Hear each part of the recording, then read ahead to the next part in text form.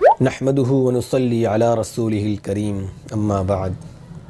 میرے محترم بزرگوں دوستوں، آج میں آپ کو ایک ایسا واقعہ سنانے جا رہا ہوں جس کی مثال آج تاریخ میں نہیں ملتی۔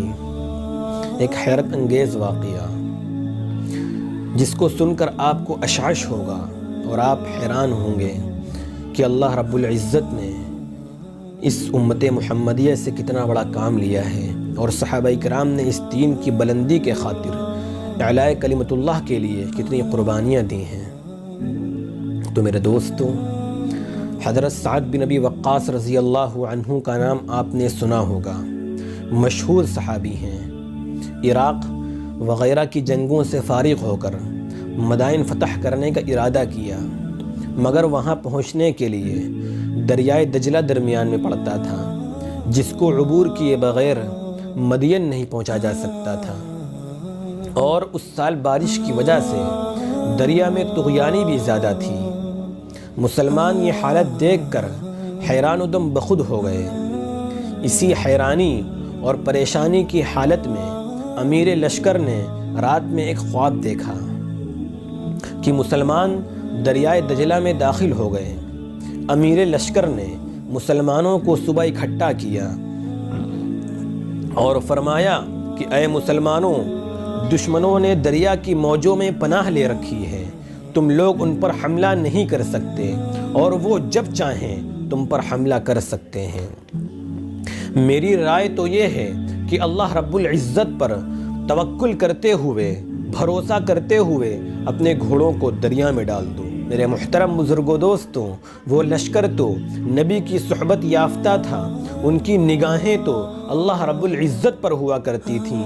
فوراً پورے کے پورے لشکر نے نہایت ہی خوشدلی کے ساتھ امیر لشکر کے حکم پر لبیک کہا اور اللہ اکبر کا نعرہ بلند کرتے ہوئے اپنے گھوڑوں کو دریا میں ڈال دیا۔ 60,000 کا وہ لشکر اللہ رب العزت پر توکل کرتا ہوا اپنے گھوڑوں کو تیرا کر خیر و عافیت کے ساتھ دریا عبور کر جاتا ہے۔ یہ سیدنا سعد بن ابی وقاص رضی اللہ عنہ کی کھلی ہوئی کرامت اور دین اسلام کے برحق ہونے کی روشن دلیل ہے۔ میرے دوستوں، جب مدین والوں نے مسلمانوں کی اس خلاف عادت حالت کو دیکھا تو ایسے خوف زدہ ہو گئے کہ بھاگو بھاگو کا نعرہ لگا کر مدائن خالی کر دیے۔ اسی کو شاعر مشرق علامہ اقبال نے یوں بیان کیا ہے کہ دشت تو دشت ہیں دریا بھی نہ چھوڑے ہم نے، دشت تو دشت ہیں دریا بھی نہ چھوڑے ہم نے، بحر ظلمات میں دوڑا دیے گھوڑے ہم نے۔ دوران سفر ایک صحابی کا پیالہ دریا میں گر گیا تھا۔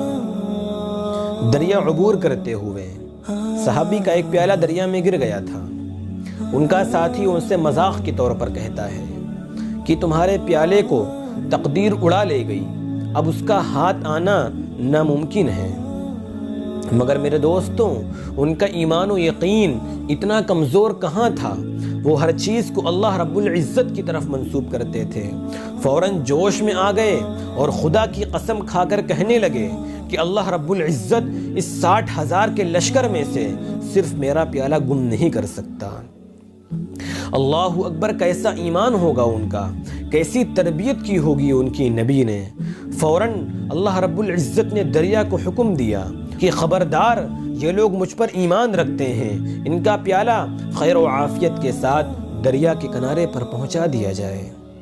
میرے محترم بزرگوں دوستوں، یہ ہے وہ ایمان جس نے بڑے بڑے دشمنان اسلام کے دلوں کو مسخر کر دیا اور مسلمانوں کے تابع کر دیا۔ آج بھی ایسے ایمان و یقین کی ضرورت ہے، آج بھی اپنے ایمان کو بنانے کی ضرورت ہے، صحابہ کرام کی نقالی کرنے کی ضرورت ہے۔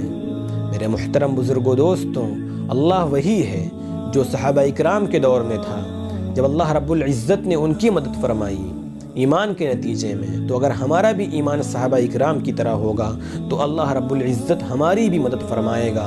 فرشتے آج بھی ہماری مدد کے لیے اتر سکتے ہیں، لیکن شرط یہ ہے کہ ہم پہلے پکے سچے مومن بنیں اور اللہ رب العزت پر یقین کامل رکھیں، تبھی ہم جو ہے کامیاب ہو سکتے ہیں۔